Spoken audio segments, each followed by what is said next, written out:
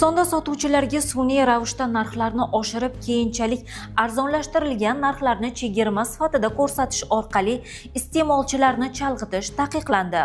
Hukumatning 21-oktyabrdagi qarori bilan chakana savdo qoidalariga o'zgartirishlar kiritildi. Unga ko'ra, sotuvchi tovarning chegirmagacha bo'lgan narxini ko'rsatsagina bu chegirma deb hisoblanadi.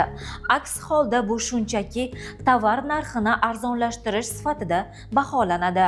Chegirmada ko'rsatilgan chegirma narxgacha bo'lgan narx qishloq xo'jaligi mahsulotlaridan tashqari chegirma e'lon qilingunga qadar oxirgi 30 kundagi eng past narx bo'lishi kerak. Rag'batlantiruvchi aksiyalarni o'tkazishda ham sotuvchilarga aniq talablar qo'yilmoqda. Birinchidan, sotuvchi aksiya e'lon qilinganda uning shartlarini, jumladan amal qilish muddati, tovarlar nomi, miqdori va sotib olish shartlarini iste'molchilarga aniq va tushunarli tarzda yetkazishi shart.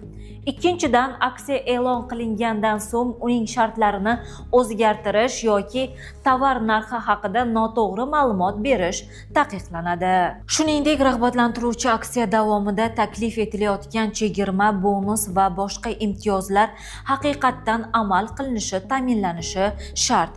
Chegirma yoki aksiya ommaviy tadbir tarzida o'tkazilsa, mavjud tartib-tamoyillarga rioya qilinishi, vakolatli idoralardan ruxsatnoma olinishi kerak bo'ladi.